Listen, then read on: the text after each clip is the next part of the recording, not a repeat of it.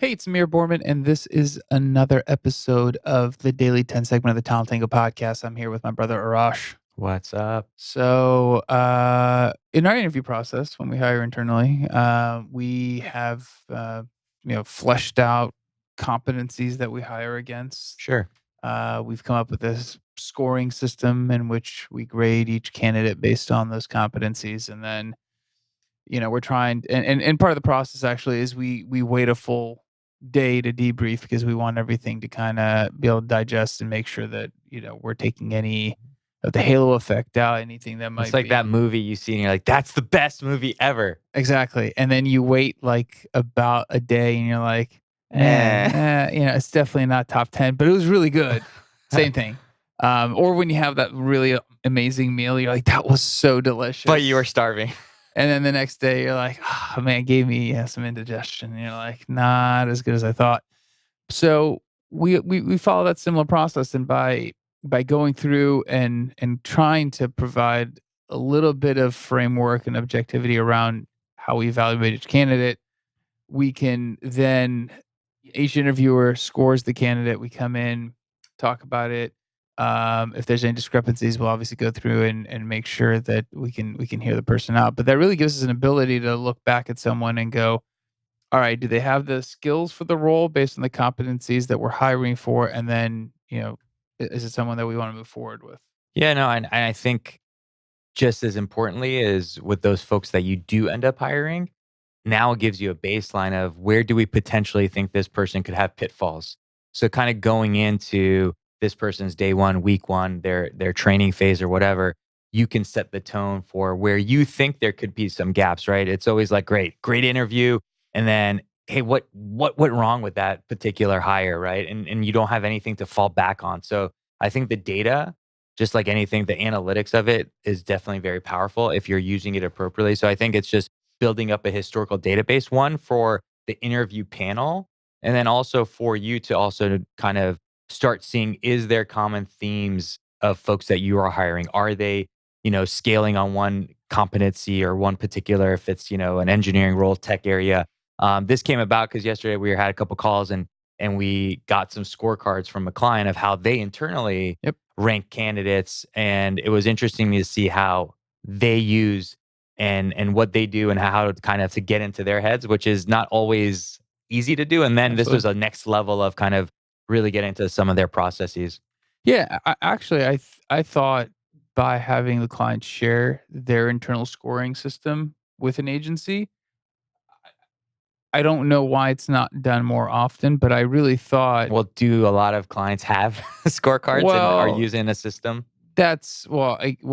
Step one is if there's a system in place, like you Sure. have to have the system, but then sharing that with your partners, external partners, I think really changed the game because you can easily see, why a certain candidate going through the process, unless they have certain characteristics, won't make it. No, I agree with you, and it's knowing also how that's weighted, right? It's like I kind of view it like dating. Somebody might date somebody that they really want to be spontaneous. Other areas are great, but hey, you know what? They're kind of boring, not so spontaneous. And the client kind of had it broken out into different percentages. So then you're able to see where they're putting a bigger emphasis Absolutely. on what they're looking to hire for. So on the front end, whether you're internal or external, you can use that to help kind of gauge, the candidates you're speaking to. Yeah, and well, I mean, for companies, so obviously this is a good situation where it's a fast growing company. They have competencies, they have a scorecard. We understand how they're weighting a candidate, where they're emphasizing certain characteristics and skills. When you don't have it, and we work with a lot of clients that don't have it, and that becomes a whole different challenge because the hiring manager has this persona of who they want to hire in their mind, and it's a little bit of a game of guess what the teacher wants you to know, like what question, how you want it answered. Like, It's not how a can you ask us that question when you didn't even tell us in class? I well, remember that. it's also then it's they're looking for subjective answer, not that your answers correct or are within the range, but they want it a certain way too. Yeah, sure. And I think with the hiring managers that have the same probably scorecard in their mind. They have it, they know it, Yeah, it's but it's internal. not been put out in like a formal process on paper so that other teams can look at it. And again, smaller organizations probably have that challenge because people are being hired. It's a faster moving pace, and nobody really has the time to sit down and do that. But I think the cycle spent on trying to figure out even internal, external, I don't think it matters, but the cycle spent in trying to figure that out and get that information out of the head of the hiring person takes a lot of effort, and unfortunately ends up being trial and error, and that's where, recruiters, mm, you know do kind of suffer because they can't quite talk to the right candidate, explain the situation, and then you get some bad misses. Yeah, and I think it's a vicious cycle, right, of repetitiveness. And so I think a lot of times too is the mantra of seeing is believing. So even if you're the hiring manager and you then see data of 20 candidates, you have say 4 or 5 categories, and one of them every candidate is low on.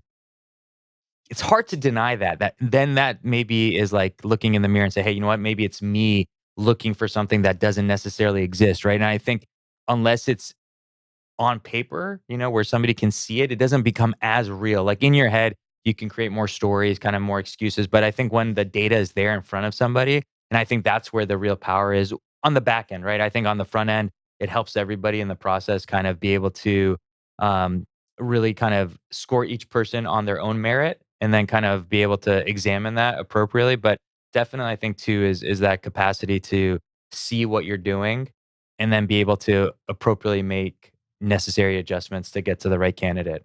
Yeah, I mean, especially if a hiring manager has gone through several candidates, and if they were keeping track of whatever grading, scoring criteria there was, and it was documented, data points are being captured.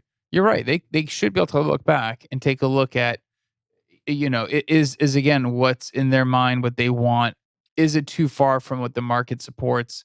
And should they go maybe, talk to internal people and be like, hey, listen, can we even find this person? Because I've gone through 15, 20 people and no one's even scoring close to, worthy of a phone call even. Yeah, and I think when you think about probably other aspects of a specific hiring manager's job, whether they're trying to go increase headcount or trying to get budget for a project or something, they're doing these things. They are presenting analytical data to make their case to then get what they want. And I think in the recruiting world, analytics is becoming more important, but I think it's not utilized as much because it's still kind of like a gut. Well, I didn't like that person or whatever the case is, and that's okay, but as long as that's a category of culture or whatever, and you can measure it, then you can actually have some data to go back and fight your case to the manager. Say, hey, we've talked to 20 people.